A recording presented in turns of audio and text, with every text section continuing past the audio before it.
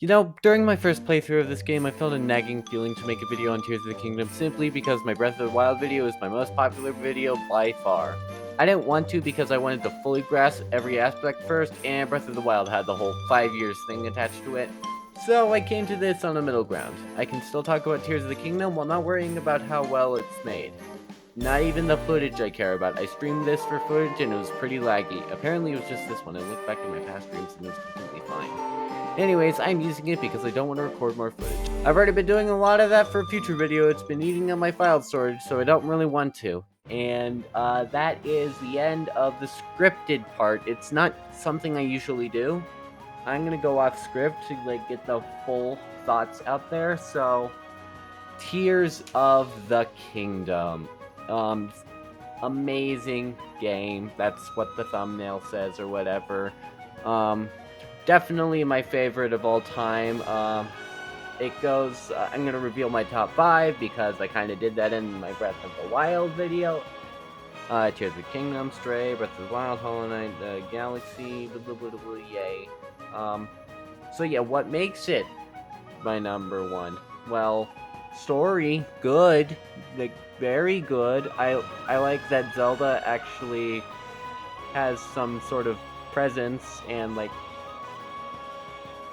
in Breath of the Wild, she was fine. She's just having a little struggle taking on Calamity Ganon, but here, you gotta get her out. She's trapped in another time. How are you gonna do this? It's difficult and it's nice to see. And also villains and bosses. Ganon has a personality. I like that. It's a kind of bland personality, but at least it's there. Ganondorf is a very cool character. He's, I don't think he's as great as people say he is, but he's pretty good. And also, having bosses, I didn't really mind just the different blights of Ganon, but having these different variations of bosses is just such a breath of fresh air, and also different music. Good, Kokera is the best one. It's probably playing right now.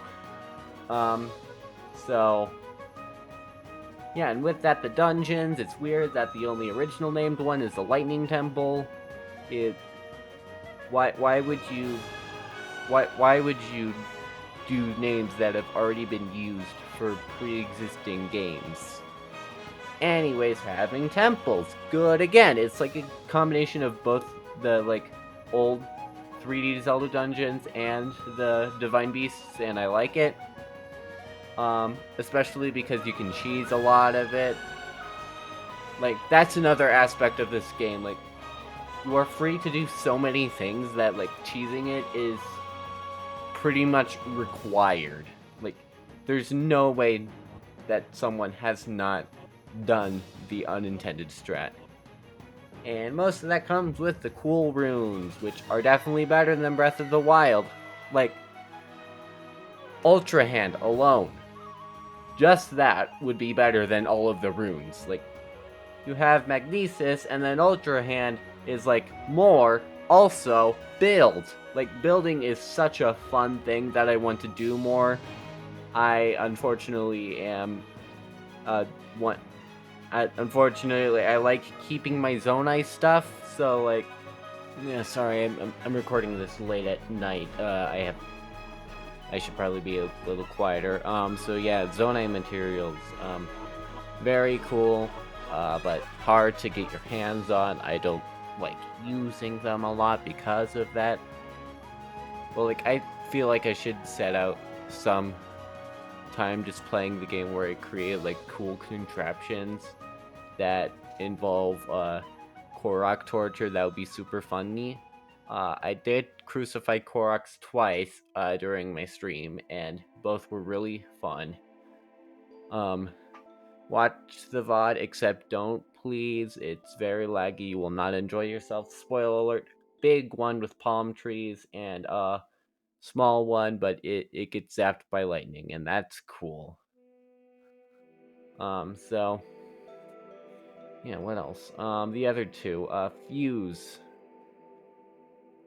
Fuse in Breath of the Wild, your weapons, they were just there. They had like no personality at all. But here, knowing that you created it yourself just gives it this feeling of accomplishment, like that it's yours. Like you're never gonna have the same weapon in your inventory twice. Like, creating like the best array, combining like everything to make it, you know, really cool. Um, yeah, it's fun. I like using these weapons. Like sometimes I just forget that durability is there, except for the Master Sword, which kind of feels like they took away durability from it. That might have been like an enhancement after the trial of the sword. I don't know, but yeah, cool. And Ascend. I'm not gonna talk about Audible. That's just Ultra Hand, but simplified. Um, Ascend, very cool. The climbing can be frustrating sometimes, so this definitely helps. Um, and it's very minimal, but like it's very nice to just skip the climbing part and just go up. Like especially when you're in caves, getting out immediately without having to teleport to a shrine or tower or whatever. It's nice. And recall, it's ultra hand but backwards. Which yeah is very cool. I like recall. Like if you mess up something with ultra hand, you can just recall and then boom. If you miss something, recall and then boom. It it's very useful to like get stuff out and back to you. Like something I like to do is throw a weapon and then use recall on it, just to see it come back, especially a long throw weapon. Because what are those used for? Like no one uses long throw. Why do they exist? And yeah, the replacement for the champion's abilities, the sage powers or whatever, mini ranking, but I don't need to. Number 5, Silence Waterworld. Sadly, the best character has the worst one. It's the shield that you need to activate by going to Sidon, and you can shoot at a thing. Yeah, it's not that good. And then, 4, Riju's lightning thing or whatever. It is useful, but not all the time.